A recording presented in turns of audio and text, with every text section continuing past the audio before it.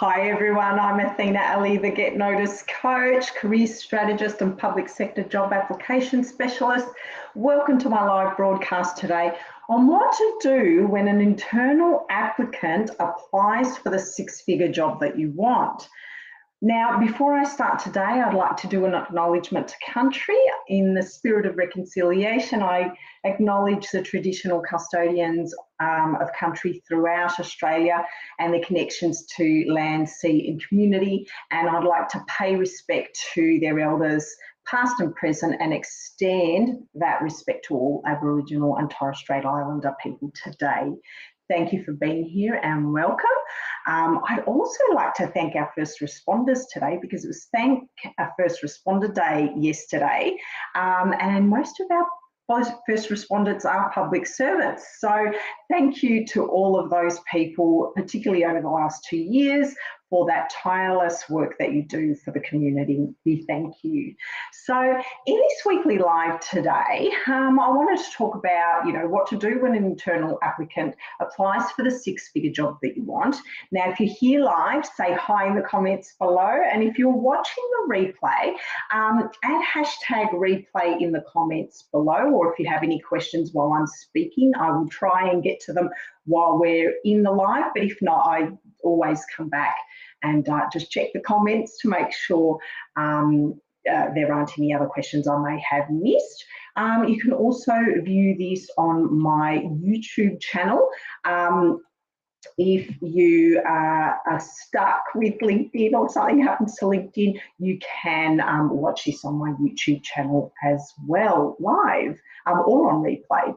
Now, this topic of what to do when an internal applicant applies for a job that you want to go for is a huge issue for some of my clients, and indeed many people who want to apply for a public sector role or apply for the next level role, but they think that because there's an internal applicant, they shouldn't apply for the role, or maybe they should apply for the role and maybe not expect to get the role. But I want to have a chat about that because it is a common problem. And it will either be because perhaps you are in the department that's offering the new role, and there's a few of you perhaps that might want to go for it, but deep down you might know that there is a preferred applicant for that role, or maybe you didn't know, but because it's an internal role, you're sort of thinking, well, there might be someone already in that role.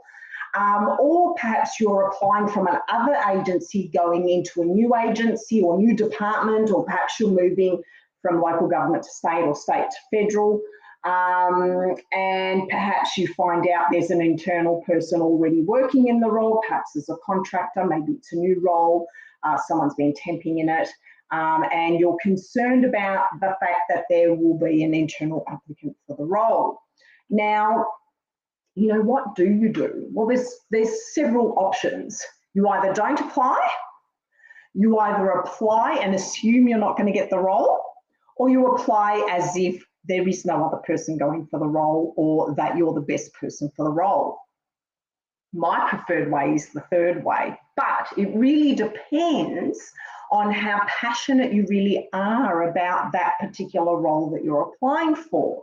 So my view is regardless of whether there's an internal applicant or not, if it's a role you really, really want, you should apply for it, regardless of whether there's an internal applicant or not. One, you apply for it because it's the role that you want, so you want to do your best and actually try and land the role. And two, because even if you don't get the role, you're showing to people that you want to move up into a role just like that. And sometimes that's just as good as, landing the role. The experience you get from going to the interview, the feedback that you will get from that, or perhaps even showing those higher level people on the panel that you may not, these people that you may not have had access to before, you get access to in an interview, and you can still impress them for another role or a similar role in the future. And having access to these people, even their details, is enough to perhaps even move forward and have more conversations with them after an interview. So the key here is, do you really want that role? Or are you just going for that role because it's the natural next step in your department? Do you think you're owed that role? Or maybe you feel that you're already doing a lot of the work at that level, but you're not getting paid for it. And you feel that you should be more valued and need to be that person going up next. But the key here is you have to be passionate about that role and really want the role if you are going to apply, whether someone's going for it or not. That's internal. So as I said, you can not apply. And the only time I would not apply is if you're not really that interested in the role, or you're solely focused on the money rather than the outcomes you really need to be providing for that role. Okay. If you decide you want to apply, but you have the mindset that, oh, okay, I'll apply anyway, but I probably won't get it. My view on that is that people who think that way often don't get the role anyway. It is super important that when you're going for a role you actually really want, that you display the energy and enthusiasm of somebody that does want the role, and that will show through in your application, and it will show through at the interview if you get to one. So it's really important that you assume no one's getting that role and you perform at your absolute peak in that interview or through your job application documents so you get selected for an interview. Because to me, energy is everything. Everyone wants to work with a person that really wants to be doing that job, okay? And if you are the type of person that would apply and thinks, I don't really care whether other people are applying for it, I'm going to do the absolute best at this interview, and whether I get it or not, I'm going to learn something from it.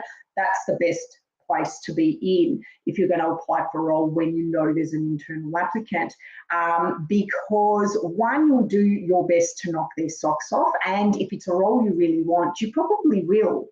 And even if there is another person that's been pegged for that role, what your enthusiasm does is it plants a seed in the selection panel's head. Okay, it plants a seed of either, what other roles have we got that this person could potentially do for us because we really like this person? Or perhaps you'll go for another role and someone on that panel will be on it and you'll be the preferred applicant next time. I know that happened with me on one occasion. I went for a role and there was another internal applicant that went for it. Now, I did my absolute best at that interview because I really, really, really wanted that role. And as such, they loved me. And although I didn't get that role, they actually then had another role that was coming up in a very similar area. And I ended up getting that role instead because they really liked me. And so when I presented the second time, they already knew me. So it's super important. Love the role, do your best, whether you get it or not. There's always something to learn from going to an interview or applying for a role, as long as it's something that you really want. Now, that's the end of what I think about whether you should apply for a role or not when there's an internal applicant.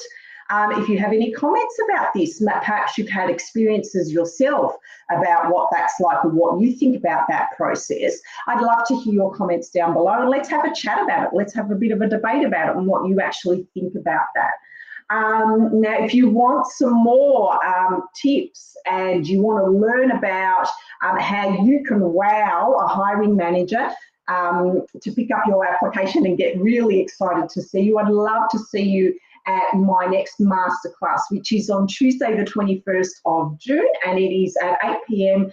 Australian Eastern Standard Time. So for people in Sydney, Canberra, Melbourne and Tassie, all the Eastern Seaboard, it's at 8 p.m. For our friends in Perth, it will be at 6 p.m. and for our friends in Adelaide and Northern Territory, it will be at 7:30. So, so it's all after work for all of you that are working in the public sector. In this live training, I will talk about why your job application isn't getting the attention of hiring managers and recruiters, and why it's not strong enough to land you an interview for a senior public sector role. I'll talk about the 3 mistakes that you're potentially making and that you need to overcome in order to be the person that they would want to see. And then I go through my 5-step proven process to help you to go from invisible to getting hired in a 6-figure public sector role, okay? So I would love to see you there. Bring your tea and your Tim Tams and listen in if you're a mission-driven public servant. If you're someone who's been trying to apply for roles in other departments or tiers of government and you keep getting knocked back or get the silent treatment, or even if you're trying to apply for a promotion within your department and you're always overlooked, you know, you're always the person that does the acting roles but never lands the permanent positions, or you're about to apply for roles in the public sector.